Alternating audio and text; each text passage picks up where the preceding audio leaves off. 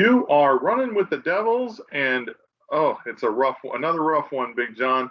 The Devils can't get it done in LA against the USC Trojans. We kind of knew that going in.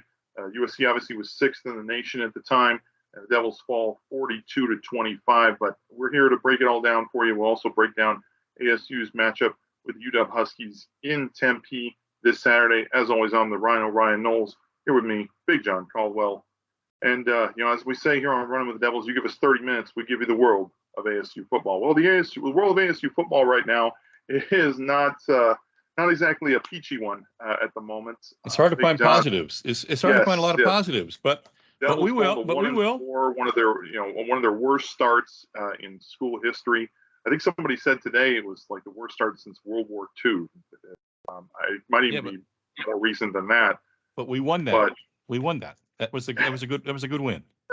I'm talking strictly ASU, not the country at large. Somebody asked me this week. He says, you're a homer. I said, yeah, we know we're homers, but we're here to give hope to those who need some hope, right? Yeah. What do you want us to do? Just stop doing a show altogether just because the team's not doing well? I mean, right. Yeah, that would make us terrible fans. And we'll break it all down. We'll break down the USC game, and we'll also look ahead to their matchup with UW. We're holding off on any coach talk until we actually have to talk about. I know a lot of people were hitting us up today about Scott Frost being at ASU's practice, but hey, him and Sean Aguano are buddies. It's probably just one of those professional courtesy type deals. He was also in Colorado, so yes. I wouldn't read too much into that. They let their coach go last Sunday. Carl Durrell is without a job. Do you think this is becoming a trend now, John? The lines between the NFL and college football getting even more blurred now when it comes to the coaching position. Or it's just on a shorter leash. For sure. It's a big budget game. This sport pays for all the other sports. And now when you have the fans really being asked to step up with NIL money and things, the pressure is even greater than ever before to win and get something going, especially in programs that have been on the cusp or have won something before. I can understand the frustration of a Nebraska, even a Colorado. I mean, they won a national championship, but it's been a long time for those guys. And the problem it puts you in is it gives you, given the constraints of what you can afford and the fact that your fans want you to win so quickly, I'm not so sure it's such a great opportunity for coordinators and such to move into a head coaching job anymore. When the alums and the NIL people want you to win right away in order to reconcile their giving. So that's on top of everything else that's going on. The changing landscape of college football. It's always changing, always moving, always improving. We like to think. The one good thing that I think it's a little ray of hope for Sun Devil fans, and that is Dr. Crow gave an interview last Friday to 92.3, the afternoon drive time guys, and said at the end of the interview, he said, "We are going to invest more in football." Now, that's not a between the lines statement. That's a direct proclamation of where their priorities are, and they realize that football is a big deal, big sport. It's the front porch to the university, even though as big a university as they are, they have to have a big front porch in order to keeping their brand out there for a lot of people. And he also said that we are going to hire the best darn coach we can, given the changing landscape of college football, meaning, and that's where you can read between the lines with NIL and portal and such. So, that's good that the university is at least in the public is, putting its support behind the football program and is, willing to put some money into it, because that's what it is. It is a business of college football is all about money. Who has it? Who's trying to make it? Who's wheeling and dealing to try and improve their position within the game. Well, I think that there's a new reality to sort of say. At first, Crow and even Ray Anderson were, I mean, they were in so many words sort of poo-pooing NIL and the portal, and kept saying things to the effect of, "We wish it would go back to the way it was." The genie was out of the bottle. The genie was out of the It's bottle. not going to. The toothpaste was out of the tube, and I think that may have set us back a bit with a lot of our That's the fans. perfect analogy. Once the money started flowing, once everybody kind of bought in, Right. it was over. There's no chance. Just the way things are now. It's not going back. And Crow's one of his other comments I thought was very important was that he says we've done some experimenting. We've tried some things that worked and some things that didn't work, and we've learned from those. So in a sense, he's sort of saying mea culpa. Maybe this the pro model was not the right place or right time to have done this. Not in the form it is now. Well, to your credit though, Ryan, you said it the week after Herm was let go, and that was and then the more I think about this, it's you cannot deny the fact that the one thing he did was wrote a very pro style specification for every single player and recruited to that level and put a lot of kids into the show, wrote contracts, pro contracts. That's the point. I mean, that's why the kids are here. They're hoping to get to the next level. Right. You know, you got to get some next level worthy kids. It's not just about That's what the SEC's been doing for about a decade now. And it's not going to be a matter of just paying more for a coach. You've got to also pay a lot more for your recruiting staff, all the whining and dining. And the trickle down effect is totally there. Yeah, I mean, you're talking about several millions of dollars more that need to go into the program to really keep pace with some of the big time programs out there, or even just get up to their, not even keep pace, just get up to their level. The 7 figures that Texas spent to get the young Manning kid, because it wasn't just him; it was his entourage of 8 total players and all their families. Totally.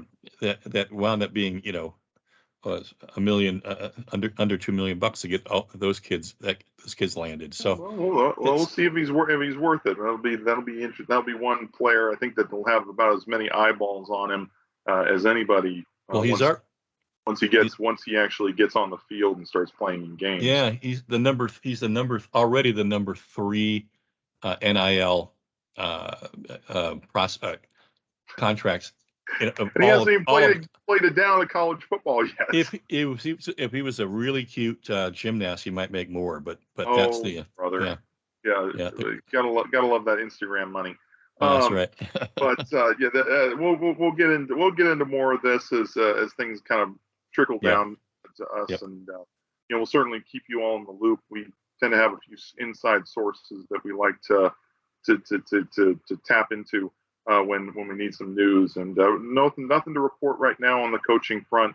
But as it starts to come down, we'll certainly keep you apprised right here on Running with the Devils. Yeah, and that'll include Coach Iguano as well as somebody in the mix for all this too. We won't forget about the great thing about Sean Iguano too is that I think you're going to be able to see what's going on with him in real time on the field, how the players are responding to him, how they're performing. I think that their performance is going to be tied to his future here, if he assuming he has one. So, and in case everybody doesn't know, maybe it's common knowledge, but Coach, the ASU staff had somewhere between 60 and 70 local high school recruits in the building yesterday, and that was all an effort to make a big statement to the local community. We want your kids. Now, not all of them are. You don't want 60 or 70 of them. There's about 5 or 6 that you're going to want, but it's the kind of thing you have to start doing after being so dormant the last couple of years with COVID and the restrictions that were put on this programs for getting out and talking to kids. So good for him. I'm glad he's active like that. Yeah, I mean, regardless of who the head coach is going forward, I think that they definitely need to put a priority behind local recruiting, because that's been something that's kind of been ignored by the last couple of coaches. It feels like to a certain extent, at different points in their tenure at least. Mm-hmm. So we'll see what happens with that as well. But we'll do a recruiting show later in the year, folks. Yes, we always do one. We tend to try to do one in the spring, at least, and we'll definitely have some info then. Yeah, as we mentioned, it's ASU falling to USC in Los Angeles, 42-25. Some decent performances from the team in this one. Quarterback Emory Jones did not have a bad game. Usually in a game where you're outscored by 17 points, the quarterback's usually throwing for a low percentage. He's getting picked off. He's fumbling the ball. That just wasn't the case here. Emory Jones actually played a pretty good game. 23-32, 243 yards, a passing touchdown, a rushing touchdown. He did have that one interception late in the game that basically sealed it at the goal line. But for the most part, I think a decent performance from the quarterback. Some people are calling for a change at the quarterback position. The reason they're not losing these games because of him. No, in fact, it's a total team effort here. So it is. Yeah. Let's not jump all over Emory and just point the finger at him. He is the quarterback. Yeah. Usually it's either him or the head coach that people tend to blame first, but he's not the reason they're losing these games. No, your number two is Borgett. And everybody's calling for Paul Tyson like he's going to be the savior. No. He couldn't. I don't even think he can beat. He didn't even beat out Borgett in spring. If you want to see us run a whole lot less type of plays, then put in the 2 or 3. That's the truth right now, and that's from going to practice. Yeah. But no, Emory got the ball out. Like we said, one of the keys we thought last week was him getting the ball out much quicker, and he did. And it worked. Didn't do it enough, honestly. That's the play calling. That's not on him, really. Right. But especially in the second half when SC started pinning their ears back and blitzing a lot more, I would like to see ASU adjust on the fly and run some more screens and draws.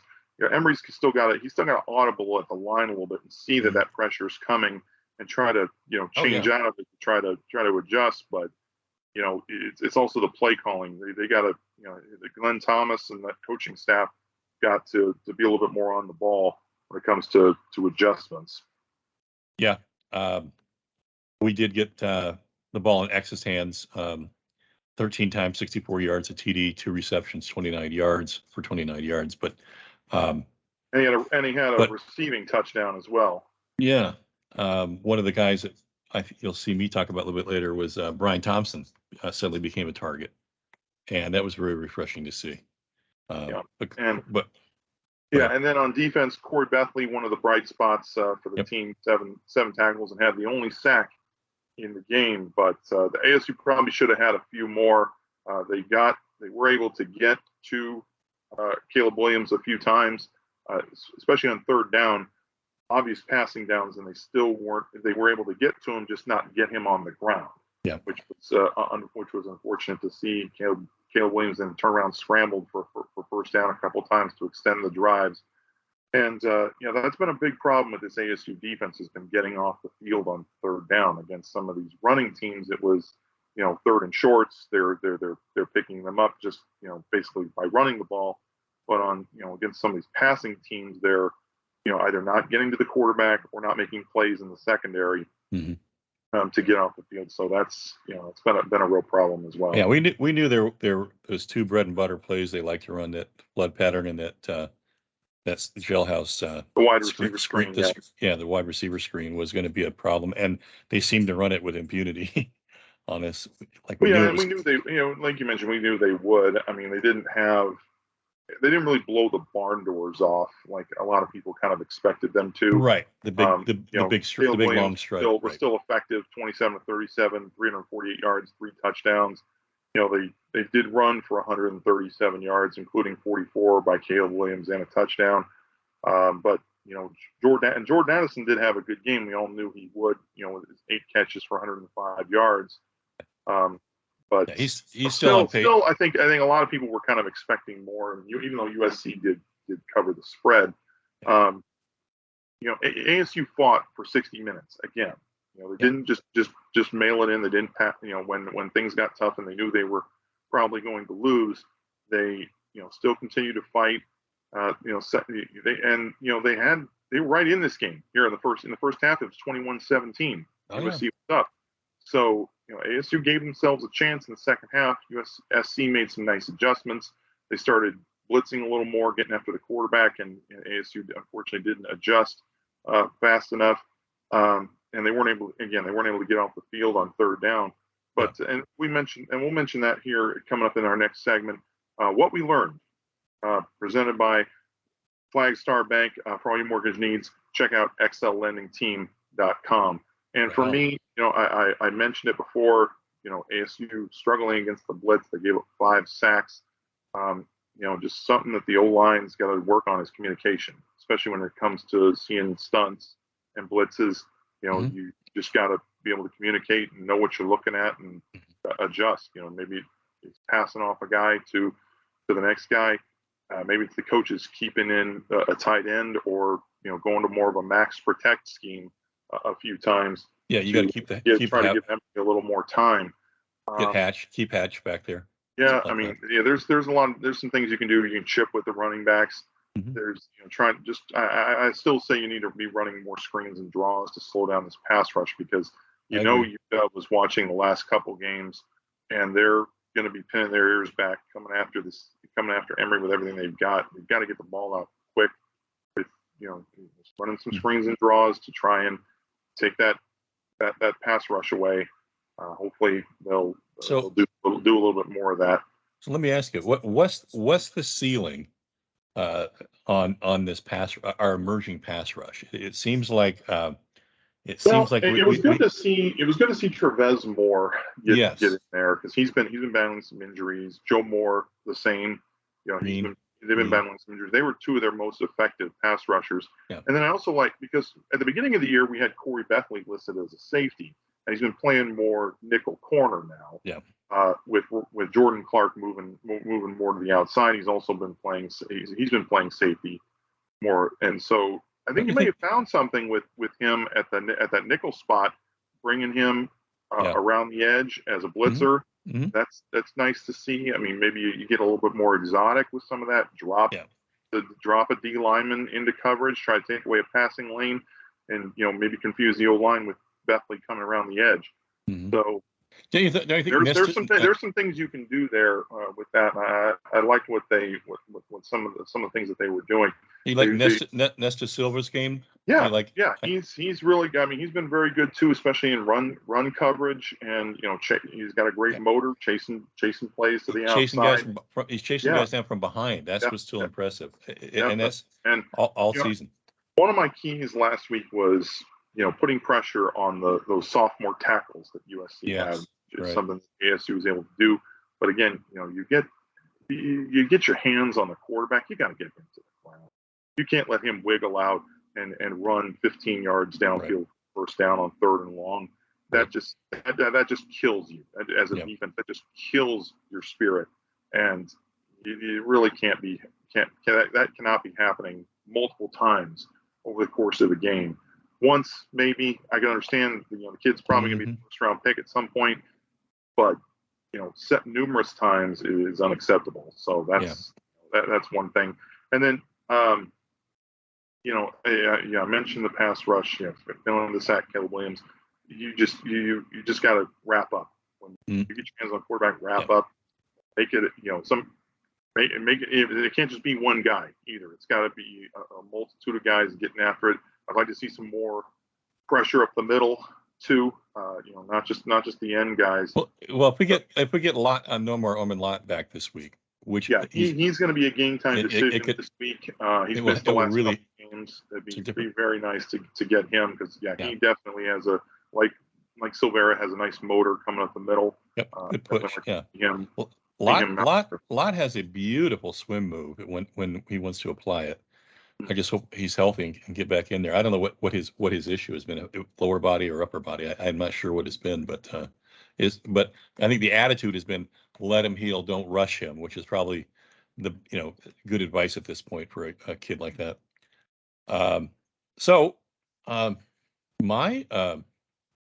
My points are this almost 90% third down conversion by SC, 88.9%.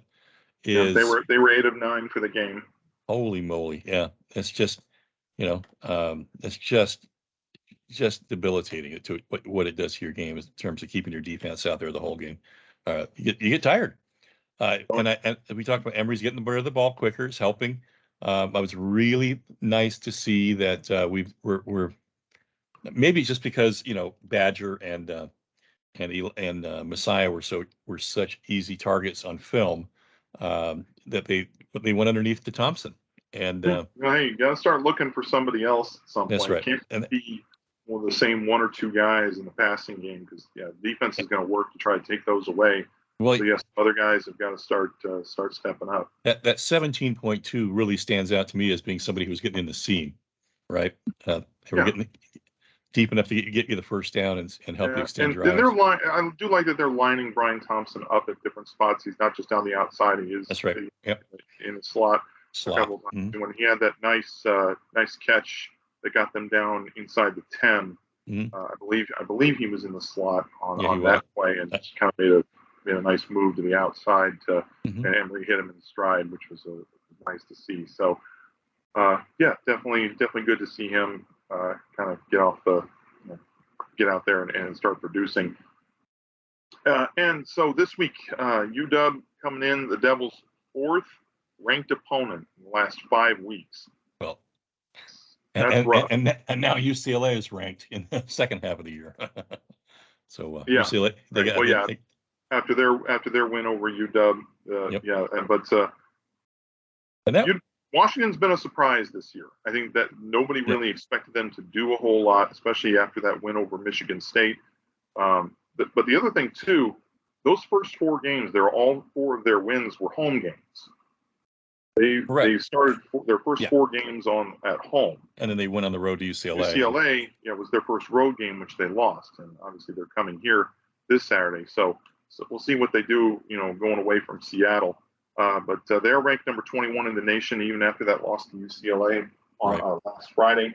And this is a team that, like I said, they've been a big surprise this season, and a big reason why has been their head coach, Kalen DeBoer.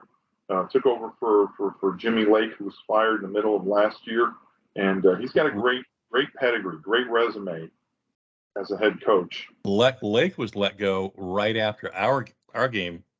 That's right. He was suspended. He was suspended for the ASU game and then fired the next week. The next week, right? So it's been a year. But Kalen DeBoer's really turned this team around very quickly, and he's got a great resume.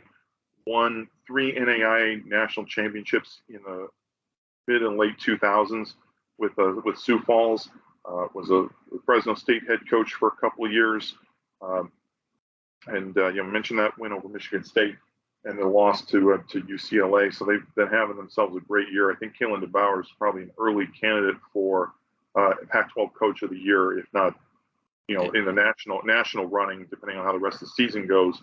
But the way that he's turned this program around, because they looked dead in the water at times last year.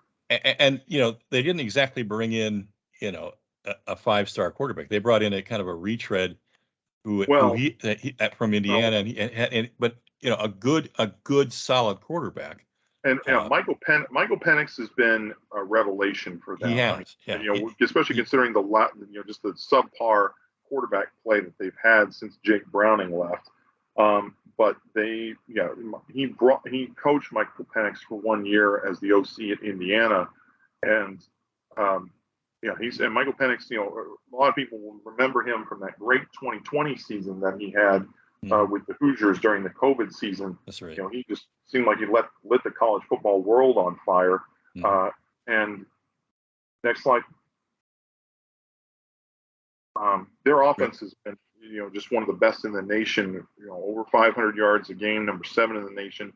And, they're consistently scoring over 40 points a game, which is something that we have always said is essential to have a successful offense in college football. And there's that magic 40. You're over 40. Yeah. That's what you got to do. Be over 40 to be really a successful team. And we mentioned Michael Penix really lighting it up this year. As a passer, he's a good athlete, but he prefers to stay in the pocket. He's more of a pocket passer. Lefty, definitely one that you need to get after, because UW with this offense loves to throw the ball downfield. Yeah. And you look at his numbers, over 1,700 yards already for 5 games. 17 touchdowns against only 3 interceptions. He's not much of a runner, Michael Penix. I think he only has 15 carries for 25 yards on the season. Mm-hmm. So I mean, he probably move a little bit. You can get out of the pocket when you need him to, but he's definitely going to prefer to stay in the pocket as long as he can, trying to look for his receivers. And they will run the ball to keep you honest, and they have done a good job on the ground, considering that their passing game has gotten so much attention. But Wayne Talapapa Talapapa has been kind of the featured back so far this year. The Virginia transfer, 58 carries, 355 yards, 3 touchdowns. He's also been a good receiver with 8 receptions for 96 yards. And then a holdover from the previous regime, Cameron Davis, is having a nice year as kind of as the backup. He's a little bit of a bigger back. 50. My computer's acting up. 30. Go ahead. I was going to say 36 carries. 38. 38. Beg your pardon. 165 yards and 4 touchdowns. And has also been a factor in the receiving game as well. But these receivers that Michael Penix has gotten on the same page with so far have been very dangerous and very effective for him. Rome Odunze is a big target for them. 26 receptions, 409 yards, 4 touchdowns. Another holdover from last year, Jalen McMillan, who was probably their biggest offensive threat. When he just couldn't get anybody to get him the ball, but he's having himself a nice year as a leading receiver. 27 receptions, 428 yards, 4 touchdowns. And then Jalen Polk, 14 receptions, 271 yards, and 4 touchdowns. They'll also work Giles Jackson, the Michigan transfer, in to the passing game as well. He's got 15 receptions on the year. And then they will use the tight end. They don't a ton in the passing game, but they will have them go out into the patterns just to keep teams honest and give them an extra wrinkle. And that's Jack Westover is their tight end, who's been pretty good this year. Of course, they had one of the best tight ends in the nation last year in Cade Otton, playing for Tampa Bay right now. But Westover looks like a decent replacement for him. Here's something for you: the receivers and the tight end, the portal kids. Yeah, they all came from programs with left-handed quarterbacks, and so they're used to that. They're used to the rotation. That's cool. That rotation, exactly. That opposite rotation. Yep. Well, and then the Washington on defense. They run a lot like a lot of teams right now. They're running kind of a base nickel. Mm-hmm. They will use kind of a hybrid linebacker safety. They call the Husky linebacker, who will it's kind of a combination safety linebacker who will drop into patterns, but he'll also play in the box a little bit.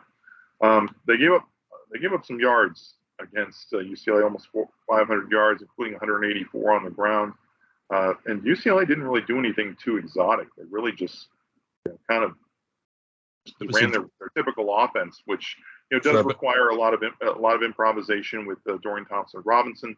But Zach, but they also really ground down on Washington with 100, and it was like Zach Charbonnet, their running back, just 124 yards on 22 carries. There you go. So they were averaging about well over 5 yards a carry.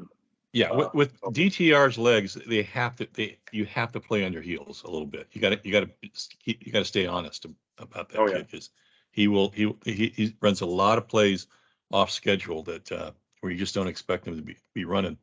Yeah, and this could be a game where we call for it almost every week, but that Emory Jones maybe uses his legs a little bit more. Yeah. To try to move the chains and be a threat in the run game. And their leading tackler right now is safety Alex Cook. He's a strong safety, but he's had 33 tackles and 2.5 for loss this year. And then also linebacker Alonzo Tuputala. Tuputala. He's having himself a nice year with 32 tackles, 4.5 for loss, and 3 sacks. And their the other linebacker, Cameron Bright, as another one who's, he's good in coverage, but they'll also bring him on the blitz. He's got 1.5 sacks and an interception on the year. And then their edge rushers have been very successful this year. Braylon Trice, Jeremiah Martin, they combined for 10.5 tackles for loss, 7.5 sacks, and a forced fumble. And this is a bit. If I'm ASU, I'm studying that UCLA tape because I think UCLA may have found something in that Washington defense that they can exploit. Now, Washington's defense has not exactly been lighting the world on fire. They were able to keep Michigan State in check relatively well. Michigan State still put up 28 points on them, but it's really been the offense that has carried the Huskies thus far this year. And they really have. I mean, Michigan State was ranked at the time, but they look like they're not going to be very good this year. Average Michigan State team. Yeah, and I mean they beat Stanford, but going up against UCLA when they were, Washington was ranked number 15 last week, right. And they looked like they were going to be, just run through some people, and UCLA kind of put them in their place. Yeah. So, and then, I mean, obviously the rest of their non-conference was, Kent State, Portland State, and then they faced Stanford in the Pac-12 opener. So, and like I said, all their first 4 games were all at home. So there's a few grains of salt that you can take with this Washington team right now. And speaking of that, just in that vein, as we always do on the show, our keys to the game presented by the Valley Athletic Booster Club. Support local athletics. Check out the ValleyAthleticBoosterClub.com. And this is one game where I say it every week. This team's identity, I truly believe, is a running team. And when you're facing an offense like what Washington has, it's important. You got to move the chains, control the clock, and keep that offense off the field. Almost carbon copy what they were trying to do last week against USC. Just try to control the line of scrimmage and control time of possession, and kind of where get this game worn down to where UW's not having a ton of possessions, and you don't really let that offense get on the field and get into any kind of rhythm. I think is going to be a benefit to them, to ASU. So hopefully we'll see the offense establish the run game, maybe take a page from what UCLA was able to do on the ground last week, and just try to play their game. That's all. And when you can do at this point. You say wrap up. When you say wrap up, I think that's more than just. That's my next point. Yeah, when you get if you get your chances on this quarterback, bring him to the ground. You got to wrap up and tackle him, not just hit him, but tackle him, because Penix, he's not the scrambler that Caleb Williams or Cam Rising are, but he's a good athlete, and he's pretty big. He's a pretty good sized guy. He's not going to go to the ground easy. So, if you get your chances on him, make them count.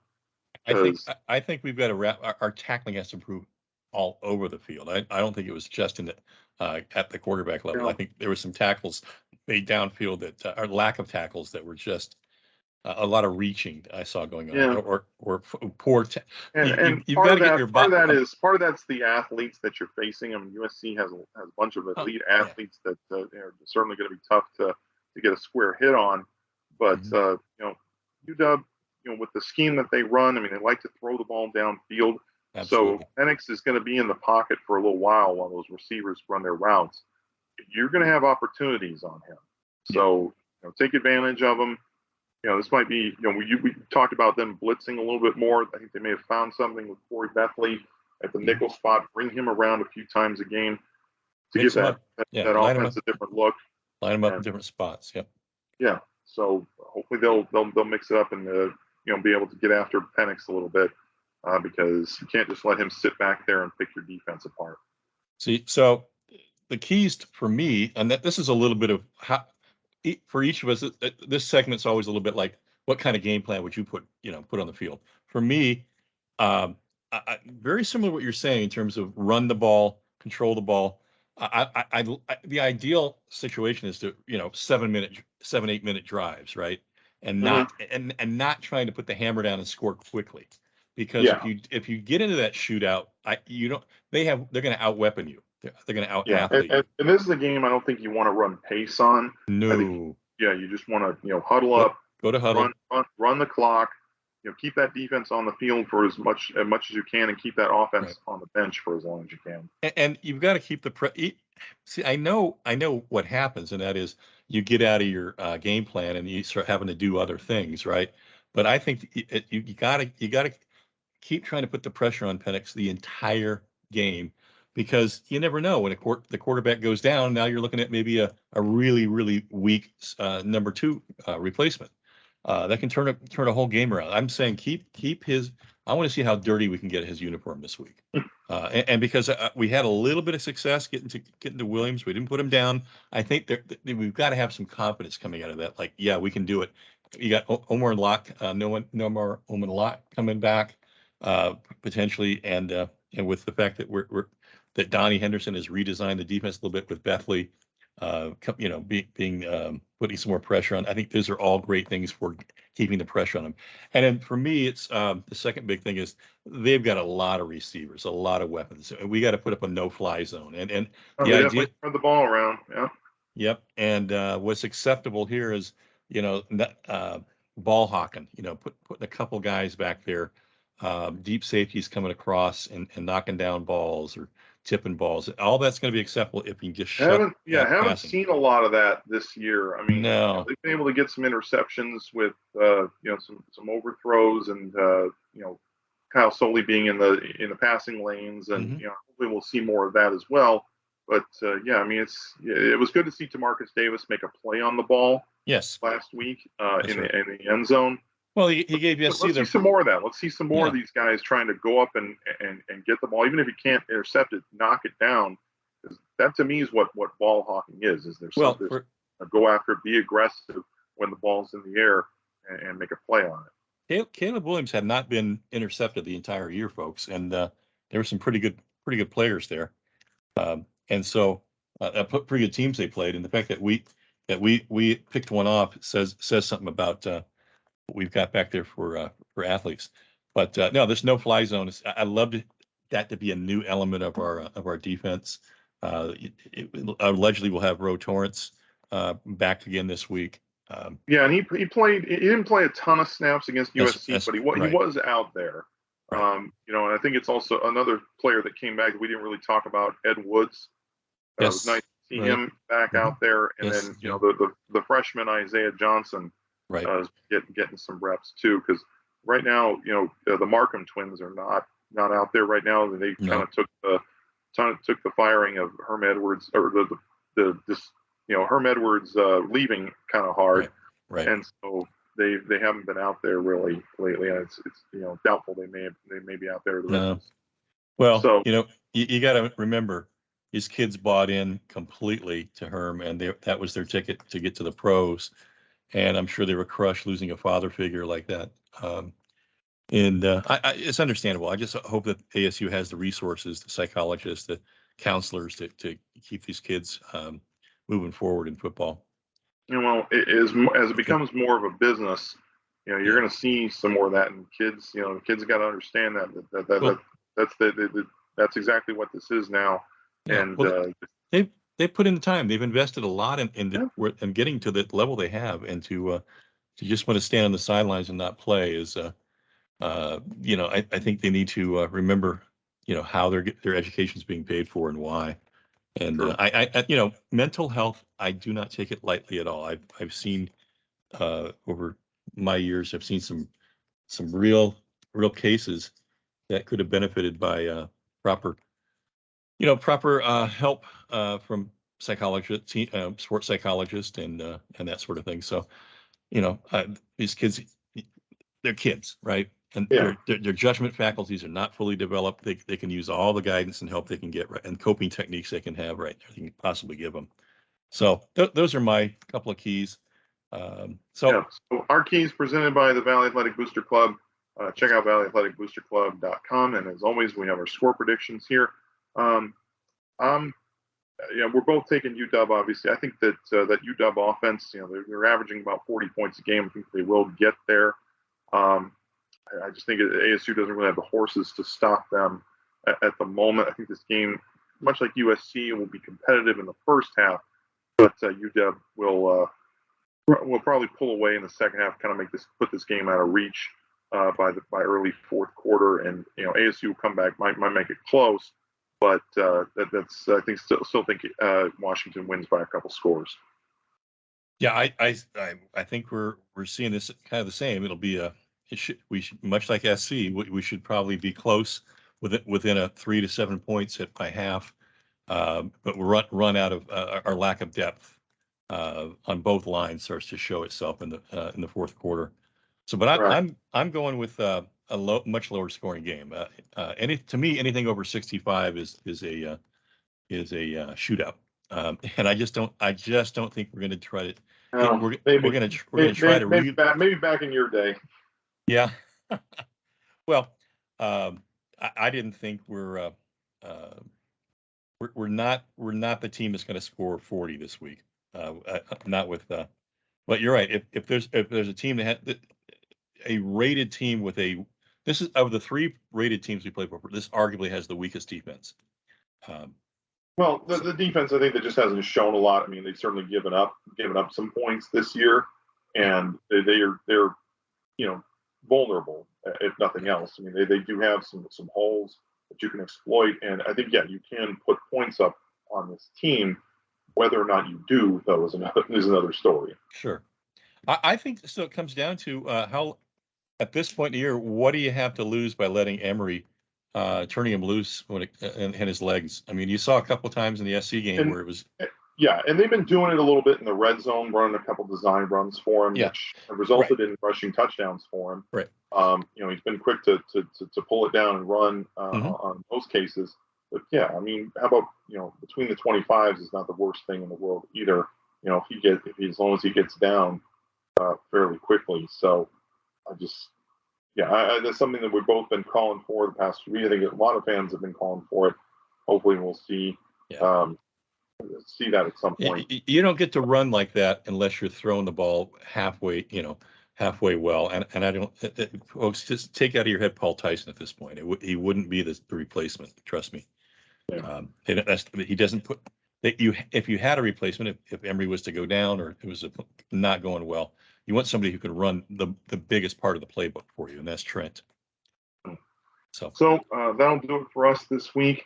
Obviously it's a tough time for ASU football right now. It's time of transition, but we're going to be here for it, and we're looking forward to ASU kind of at some point. The way things are going, this team is working too hard.